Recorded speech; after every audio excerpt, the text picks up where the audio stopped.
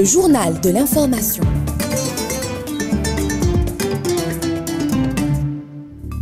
Madame, monsieur, bonjour. Ravie et heureuse de vous retrouver sur les ondes et les différentes plateformes d'Ifriqiya FM. Amel Bouazza avec vous. Voici sans plus attendre les principaux titres de cette édition. Grève générale au Maroc, les syndicats battent le pavé à Rabat pour dénoncer la précarité des conditions de vie. Situation préoccupante à l'est de la République démocratique du Congo, la MONUSCO pleinement mobilisée pour la protection des civils. Les appels à faciliter l'acheminement des aides humanitaires se multiplient. Nous ferons le point dans un instant. Soudan du Sud, le groupe A3+, du Conseil de sécurité de l'ONU appelle à l'élaboration d'une feuille de route garantissant le succès des élections prévues en décembre 2026.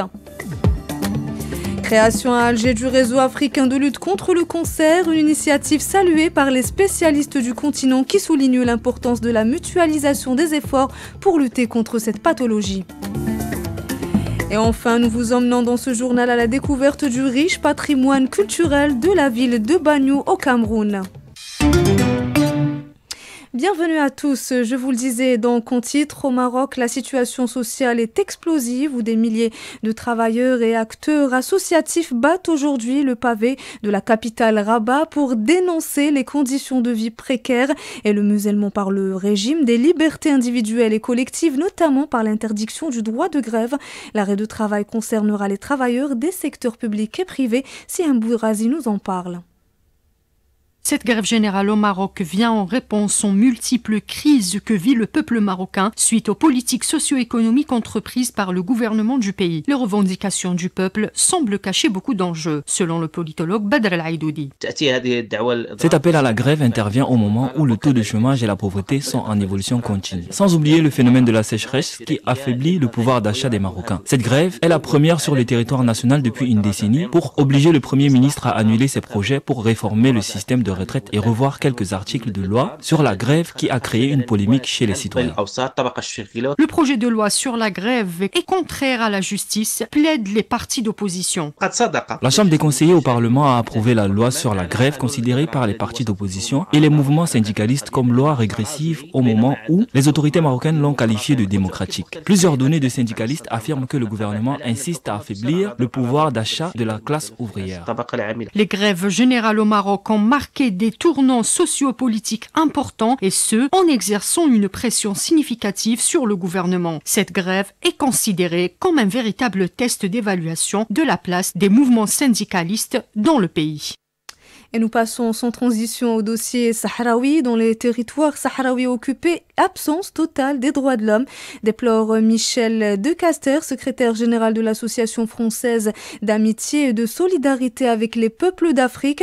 Elle dénonce par ailleurs la pratique systématique des disparitions forcées et leur utilisation comme moyen de faire peur aux Sahraouis. On écoute sa déclaration, elle répond à Younes Djama. Il n'y a pas de droit ni de manifester, le droit au travail. Moi, j'ai interviewé des gens qui expliquent comment ils vivent. Discrimination au travail, et puis quand ils manifestent, la répression. Les disparitions forcées au Sahara occidental, c'est pas seulement les années noires de Hassan II. La disparition forcée existe encore aujourd'hui. Des disparitions qui ont lieu pendant 1 jour, 2 jours, 3 jours. On tabasse les gens, on leur fait peur, et on les libère, souvent dans le désert, un peu loin de tout. Et puis après, on espère qu'ils vont avoir peur et qu'ils vont pas recommencer. Ou alors que les autres, les petits frères ou les copains d'école, s'ils s'aperçoivent que leur copain ou leur copine, elle a été tabassée ou elle a été enlevée, ils espèrent que les autres, ça va les dissuader. Et à l'est de la République démocratique du Congo, alors que la situation sécuritaire reste très inquiétante, la mission de l'Organisation des Nations Unies pour la stabilisation en RDC, MONUSCO, annonce que les casques bleus restent pleinement mobilisés pour mettre en œuvre leur mandat de protection des populations civiles. Les patrouilles permettent de faire le point sur la sécurité et de diminuer les menaces immédiates face à la dégradation de la situation sur le terrain. Des appels à faciliter l'accès de l'aide humanitaire se multiplient, nous dit Younes Djama. Le coordonnateur humanitaire en République démocratique du Congo, Bruno Lemarquis, appelle à la mobilisation de toutes les parties pour la réouverture urgente de l'aéroport de Goma, point d'accès crucial à l'aide humanitaire. Après le combat d'une intensité que la région n'avait pas connue depuis des décennies et au lourd bilan humain, Goma fait face à une urgence humanitaire, ajoute le haut responsable dans un communiqué. Selon lui, de très nombreux blessés nécessitent des soins urgents. Les infrastructures médicales restent débordées et des milliers de civils sont toujours privés d'assistance vitale. Les affrontements qui ont eu lieu ces derniers jours autour et dans la ville de Goma, capitale du Nord Kivu, ont entraîné d'importantes perturbations des services essentiels selon le CICR. Les dommages causés aux installations électriques ont conduit à l'interruption de l'approvisionnement en électricité et en eau, privant les habitants de Goma de ces services critiques, s'alarme l'ONG. A rappelé que le Conseil des droits de l'homme de l'ONU se réunit en urgence demain vendredi pour examiner la crise dans l'est de la RDC et son impact sur les droits humains. Et en bref, le groupe A3+, au Conseil de sécurité de l'ONU, a appelé hier le Soudan du Sud à mettre en place une structure de commandement d'unification des forces et à élaborer une feuille de route garantissant le succès des élections prévues en décembre 2026. Dans un communiqué lu par le représentant de la Sierra Leone à l'ONU, l'ambassadeur Michael Imran Kanou, le groupe A3+, a remercié l'Algérie pour son excellente présidence des travaux du Conseil de sécurité en janvier dernier. Et nous passons à présent au volet santé. Je vous le disais également en titre, le réseau africain de lutte contre le cancer, officiellement créé hier mercredi à Alger, capitale algérienne, en présence de représentants de 14 pays du continent, avec l'objectif de favoriser la coopération et l'échange dans la lutte contre cette pathologie, mais aussi améliorer la prise en charge des malades. La création de ce réseau panafricain siégeant à Alger a été officialisée par la signature d'un mémorandum de coopération et d'échange entre les États représentés au Congrès international des patients atteints de cancer tenu à Alger. Pour le médecin burkinabé Mathias Sommet, la création de ce réseau va permettre de mutualiser les expériences et les efforts en matière de lutte contre le cancer. On l'écoute, il est au micro de Abdelrahman Mahtal. Nous avons pris connaissance de comment répondre aux attentes des populations. Je pense que la coalition qui vient d'être créée va permettre d'abord une mutualisation des expériences, d'abord à l'intérieur de chaque pays, entre les associations, les organisations de la société civile, se structurent à l'intérieur d'un pays pour être complémentaires et non compétitives. Deuxièmement, il faut qu'entre les pays, il y ait une mutualisation des expériences, mais surtout, il faudra qu'entre les pays, il faut qu'il y ait une mutualisation des moyens de diagnostic et des moyens de prise en charge. Et de son côté, le docteur Fatma Agnoun, présidente de la Ligue sénégalaise de lutte contre le cancer, se félicite de la prise de conscience à traiter les maladies cancéreuses, autrefois négligées. On l'écoute toujours au micro de Abdelrahman Mahtal. Grâce au plaidoyer, je pense que les dirigeants commencent à être plus conscients de l'utilité de prendre en compte le cancer, parce que le cancer, c'était longtemps une maladie qu'on n'a pas pris en compte, parce qu'on avait pris en compte surtout les maladies infectieuses, contagieuses. Maintenant, le cancer tue beaucoup plus que ces maladies contagieuses en Afrique. Et nous passons à présent au reste de l'actualité africaine. En bref, avec vous, Alamine Mahamat. L'Afrique en bref. L'Afrique en bref. Au Soudan, des milliers de familles ont fui leur foyer dans l'état du Darfour Nord. En raison des combats dans cette partie de l'ouest du Soudan, annonce l'Organisation internationale pour les migrations. L'Éthiopie et le Kenya lancent une opération conjointe pour démanteler un groupe terroriste. En Algérie, la 3e édition du Salon international du fer, de l'acier et des produits miniers se tiendra du 23 au 26 février à Alger. Près de 70 entreprises algériennes et 120 sociétés étrangères de 5 pays dont la Chine prennent part à cette édition. Enfin, au Burkina Faso, 32 067 enfants âgés de 9 mois à 14 ans qui n'ont pas reçu leur dose de vaccination seront rattrapés lors des vaccinations de routine contre la fièvre typhoïde. Et dans le chapitre découverte de cette édition, nous partons aujourd'hui direction le Cameroun, connu pour avoir une riche histoire et une culture diverse basée notamment sur sa diversité, peuplée par différentes ethnies, notamment les Bamoun, les Bamileke et les Peuls.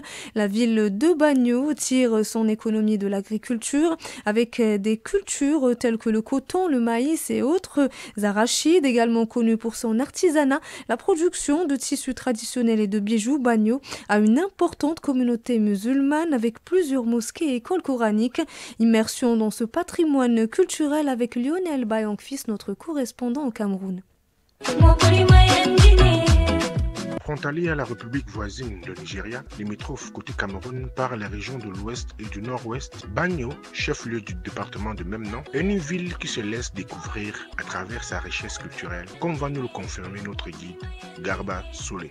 Le Lamida de Bagno, qui, lors des manifestations de fêtes foraines, a la chance de présenter aux yeux du monde la grande fantaisie à la parade des cavaliers du Lamida, qui est un vivier culturel où l'architecture traditionnelle cohabite parfaitement avec l'architecture moderne qu'a porté le Lamido au sein de sa chefferie. Le Lamida de Bagno, en réalité, est cette forteresse qui permet à nos populations de s'identifier. C'est notre patrimoine culturel. Vous irez dans ces chefferies, vous allez trouver des bâtiments thermorégulateurs qu'on appelle les soros, qui permettent de réguler la température quand vous êtes à l'intérieur. Tant de richesses qui font de Bagno aujourd'hui l'une des destinations de choix dans la région de la Damora. À Bagno, depuis le nord Cameroun, nous y avons séjourné. Rendez-vous y est donné pour une nouvelle découverte. Lionel Bayankfis, je suis pour Efrekia FM. À très bientôt. Allez, place à l'agenda culturel, c'est à vous André Molélé. Africulture, l'agenda culturel. L'agenda culturel. Égypte, du 8 au 11 février, le Caire accueillera la 6e édition d'Arkero, un événement majeur dédié à l'art contemporain. Ghana, le camp d'écriture à Accra se tiendra du 16 au 22 février. Objectif, renforcer les compétences et la collaboration entre artistes ghanéens et internationaux dans le domaine de la musique. Sénégal, le festival international Adahak Kosan se déroulera du 15 au 24 février à Kaffrine. Cette 4e édition vise à rassembler des artistes de diverses régions du Sénégal et du monde entier. Et du sport pour clore cette édition, la Confédération africaine de football annonce que le tirage au sort des quarts de finale de l'édition 2024-2025 de la Ligue des champions et de la Coupe de la Confédération aura lieu le jeudi 20 février à Doha au Qatar. Les rencontres allées de la Ligue des champions sont programmées les 1er et 8 avril, tandis que celles de la Coupe de la Confédération se tiendront les 2 et 9 avril 2025. Et toujours dans le chapitre sport, au Bénin, le marathon Be the Best de Cotonou, un festival sportif et culturel prévu du 14 au 16 février à la place de l'Amazone.